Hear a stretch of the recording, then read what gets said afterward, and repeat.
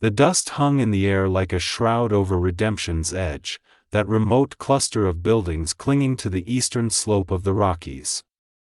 It was the kind of town that believed in rules, in order, in the rigid certainty that there was only one way to live and anything else was sin. The wooden buildings stood straight and proper along the main street, their facades painted white as if purity could be brushed on like a coat of primer. But beneath that veneer, the rot ran deep. Sarah Whitaker stood in the town square with her hands bound behind her back, tied to the old whipping post that hadn't been used in near 5 years. The rope bit into her wrists, rough hemp against skin that had known too much work and too little kindness. Her dress, once a soft blue calico, hung limp and dust-covered on her thin frame. She kept her head up though, green eyes fixed on some point beyond the gathering crowd, beyond the mountains, beyond this place that had decided she wasn't worth keeping, the women whispered behind their fans and bonnets. The men stood with arms crossed, nodding to each other as if this were justice being served.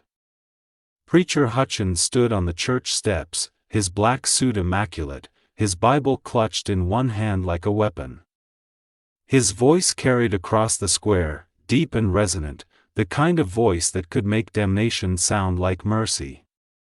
3 years, he proclaimed, 3 years this woman has been bound in matrimony to Silas Whitaker, one of our most upstanding citizens. 3 years, and her womb remains barren. The good book tells us that a woman's purpose is to be fruitful and multiply. When that purpose goes unfulfilled, it is a sign. A curse upon the household. Sarah closed her eyes. She wanted to scream that it wasn't her fault, that Silas barely touched her, that he spent his nights drinking and his days counting his money while she worked herself raw trying to make a home in that cold house on the hill. But what good would words do here? This town had made up its mind before they ever dragged her from her bed at dawn. Silas stood near the general store, his round face impassive, his suit pressed and proper. He looked like a man performing a distasteful but necessary duty. When the preacher had come to him with the suggestion, he'd agreed readily enough. A barren wife was worse than no wife at all, and there were younger women in town, women whose families would pay handsomely for the privilege of their daughters marrying a successful merchant. The preacher continued his sermon, his words rolling over the crowd like thunder.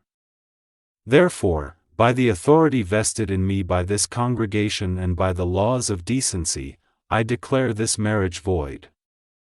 Sarah Whitaker, you are cast out. You will leave this town with nothing but the clothes on your back. Your name will be struck from our records. You are no longer one of us. That's when they heard the horse. The sound of hooves on packed earth, steady and unhurried, coming down from the mountain pass. Every head turned. Riders from the high country were rare these days, and something about the rhythm of those hoofbeats made people step back, made them remember that the world was bigger than this little town and its little rules. That he came around the bend like something out of legend. The man sat tall in the saddle, his body moving with the horse as if they were one creature. His beard was long and dark, shot through with silver, and his hair hung past his shoulders. He wore buckskin that had seen years of weather, and a wide-brimmed hat shaded eyes that seemed to take in everything at once. 2 rifles rested in saddle holsters, and a hunting knife hung at his belt.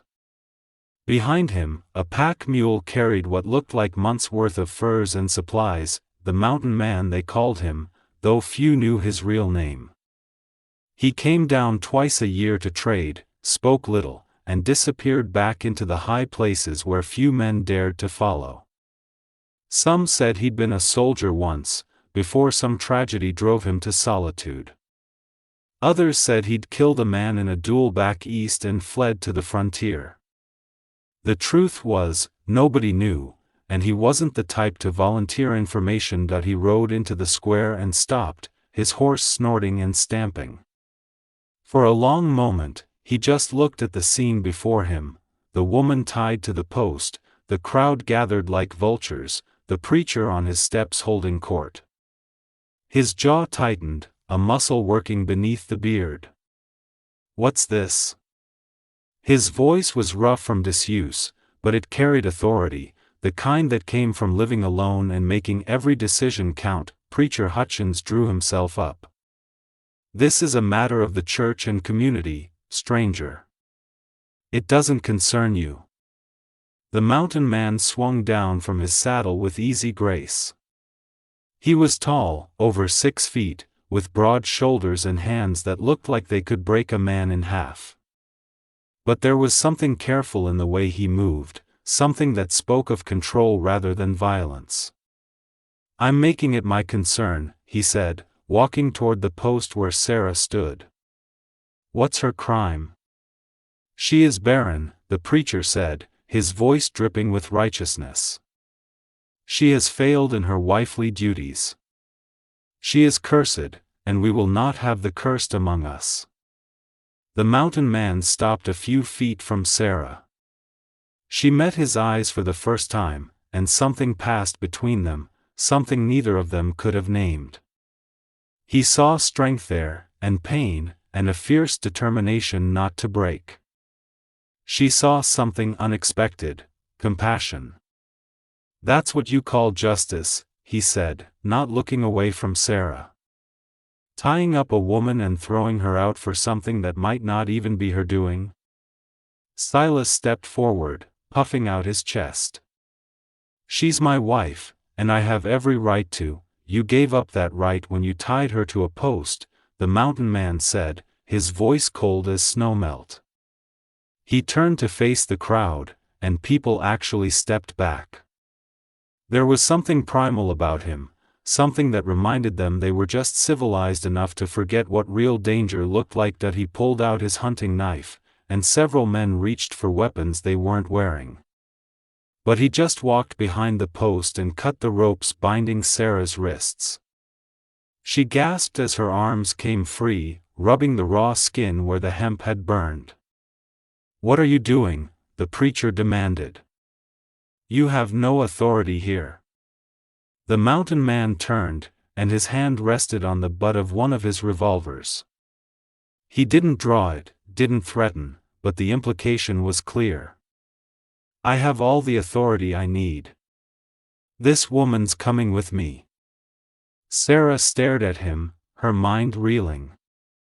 She'd never spoken to this man, didn't even know his name, and here he was, placing himself between her and the whole town. "I don't understand," she whispered. He looked at her, and his voice softened. "You got any reason to stay here?" She thought about the cold house, the colder husband, the years of trying to be good enough for people who would never think she was. She thought about walking into the wilderness with no supplies, no destination, nothing but hope that she could find someplace better before she starved or froze. And she thought about this stranger who'd cut her free without asking for anything in return. "No," she said. "No reason at all." "Then you're with me now," he said simply. He turned back to the crowd. "Anyone got an objection?" Silas sputtered. "She's my property." "You can't just," the preacher just said your marriage was void, the mountain man interrupted. "She's not your wife, not your property, not your anything. She's free." The preacher opened his mouth to argue, but something in the mountain man's eyes stopped him. This wasn't a man who made idle statements. This was a man who'd survived years alone in country that killed the unprepared. This was a man who wouldn't be swayed by words or threats or social pressure. The mountain man held out his hand to Sarah. She looked at it, calloused and scarred, the hand of someone who'd worked and fought and endured. Then she looked at the faces of the townspeople, at Silas with his false piety, at the preacher with his righteous fury, at all of them who'd decided she wasn't worthy of basic human dignity. She took his hand. He helped her up onto his horse, then swung up behind her. She could feel the solid warmth of him at her back, steady as the mountains themselves. He gathered the reins and clicked his tongue, and the horse began to walk. Behind them, the mule followed. "You'll regret this," Silas shouted. "Both of you. You can't survive up there. She'll be dead in a month." The mountain man didn't even look back. He just kept riding, steady and sure, out of the square and toward the mountain pass. Sarah felt tears running down her face, but they weren't tears of fear. They were relief, pure and overwhelming, the kind that comes when a weight you'd been carrying so long you forgot it was there suddenly lifts. They rode in silence for hours, climbing into country that grew wilder with each mile. The town fell away below them, becoming smaller and smaller until it was just a collection of toy buildings in a valley that seemed impossibly far away. The air grew cooler, thinner, scented with pine and snow. Finally, as the sun began to sink toward the western peaks, he spoke. "Name's Daniel Whitmore. Most just call me Dan." "Sarah," she said, then laughed shakily. "But I guess you knew that." "Heard the preacher shouting it," he said. There was dry humor in his voice. Man had a lot to say. "Why did you do that?" she asked. "You don't know me. I could be everything they said I was." He was quiet for a long moment. When he spoke, his voice was heavy with old pain. "Had a wife once. Long time ago. She died giving birth to our son. He died too, 3 days later. Wasn't big enough, the doctor said. Just wasn't meant to be." Sarah felt her heart constrict. "I'm sorry." Her family blamed her, Dan continued. "Said she must have done something wrong, must have sinned somehow. Wouldn't even let her be buried in the family plot. I buried her myself, up in the mountains where she'd always loved to walk. That's when I stopped coming down. Couldn't stand people anymore, the way they need someone to blame for every bad thing that happens." Understanding washed over Sarah. "You saw them doing to me what they did to her. Nobody deserves that," he said firmly. "Nobody deserves to be treated like they're worth less than dirt because of something they can't control. Life's hard enough without people making it harder." They rode until darkness made travel dangerous, then Dan led them to a small clearing beside a creek. He helped Sarah down, and she stood on shaky legs, realizing how exhausted she was. She couldn't remember the last time she'd eaten. Dan moved with practiced efficiency, building a fire, setting up a simple camp. He had spare blankets in his packs, food and coffee. He cooked bacon and beans in a cast iron pan, and the smell made Sarah's stomach growl loudly enough that they both heard it. He smiled, the first real smile she'd seen from him. It transformed his face, made him look younger, almost boyish. "Guess that preacher didn't see fit to give you breakfast before passing judgment." "He gave me plenty of judgment," Sarah said, surprising herself with the bitter humor. "Figured that would sustain me." Dan laughed, a rusty sound like he was out of practice. He handed her a plate piled with food, and she ate ravenously, barely tasting it. He watched her with something like approval, then fixed his own plate. They ate in comfortable silence, the fire crackling between them. Stars emerged overhead, more stars than Sarah had ever seen, brilliant and cold and beautiful. The night sounds of the forest surrounded them, wind in the pines, the creek murmuring over stones, the distant call of an owl. "What happens now?" Sarah asked finally. Dan poured coffee into 2 tin cups, handed her one. "I've got a cabin about 2 days' ride from here. It's not much, but it's solid. Keeps the weather out. There's a root cellar, a smokehouse, a good well. I've got chickens, a milk cow, a garden plot that does well enough in the short growing season. You're taking me there? If you're willing, he said. You can stay as long as you need. No obligations, no expectations. You're free to leave whenever you want, though I'd recommend waiting until spring. Winter comes early up here and stays late. It's not kind to travelers. Sarah looked at him across the fire. Why are you being so kind to me? He was quiet, staring into the flames. My Catherine would have wanted me to. She always said the world needed more kindness, not less. I haven't been very good at that, hiding up here for 10 years. But when I saw you today, saw what they were doing to you. He shook his head. Couldn't ride past. Couldn't let them do that. I don't know how to thank you. Don't need thanks, he said. Just need to know you're going to be all right. That night, Sarah slept under the stars for the first time in her life, wrapped in blankets that smelled of wood smoke and pine. She expected to lie awake, her mind spinning with everything that had happened, but exhaustion pulled her under like a tide. She dreamed of mountains and endless sky and freedom. They traveled for 2 more days, climbing higher into country that took Sarah's breath away. Vast forests of pine and aspen, meadows full of wildflowers, creeks so clear you could count the stones on the bottom. They saw elk and deer, a black bear that watched them from a distance before ambling away. Once, Dan pointed out fresh cougar tracks, and Sarah felt a thrill of fear and exhilaration. The cabin sat in a high valley, protected on 3 sides by steep ridges. It was bigger than Sarah had expected, built of solid logs with a stone chimney. A covered porch ran along the front, and there were shutters on the windows. Nearby stood the outbuildings Dan had mentioned, and beyond them, a small fenced garden.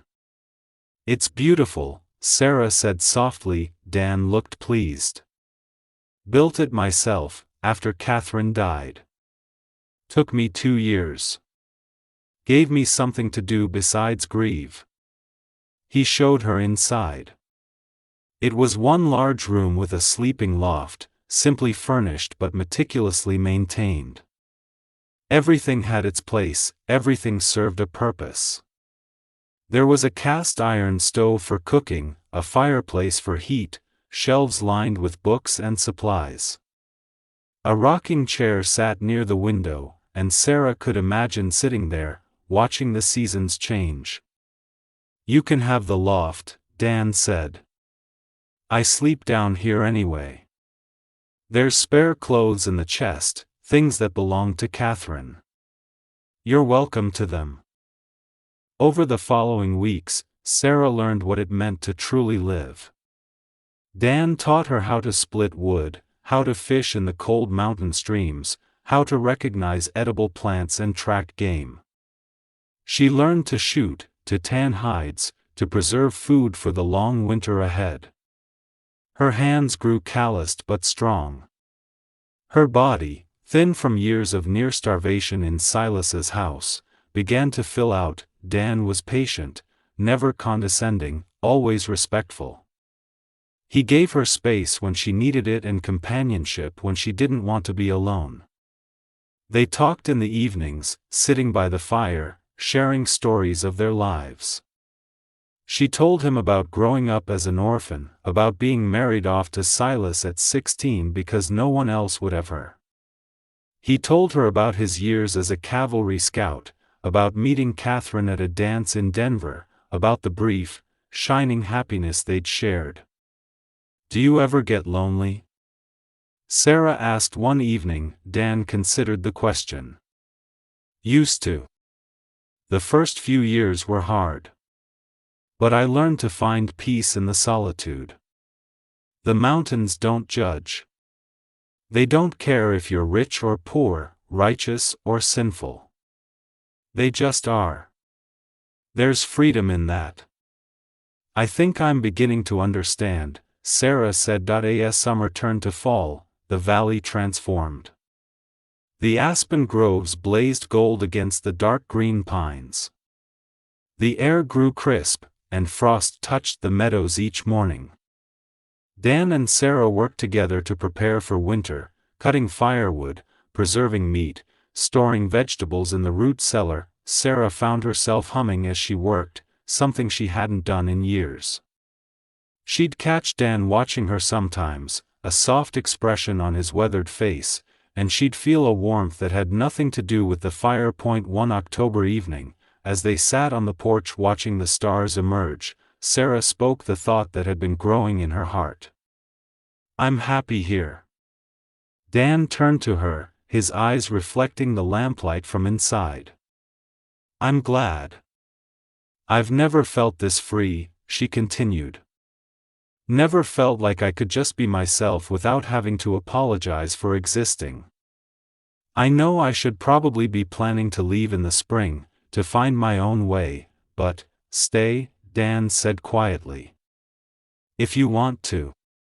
This valley's big enough for two. Hell, it's been big enough for two all along. I was just too stubborn to admit I needed company. Sarah felt tears prick her eyes. Are you sure? I've never been more sure of anything, he said. He reached over and took her hand, his calloused palm warm against hers. You've brought life back to this place. Brought life back to me. I forgot what it was like to have someone to share things with. To have a reason to come home at the end of the day. I feel the same, Sarah whispered. They sat there in the gathering darkness, hands clasped, two broken people who'd found wholeness in each other and in the wild country that had accepted them without question. Winter came, fierce and beautiful.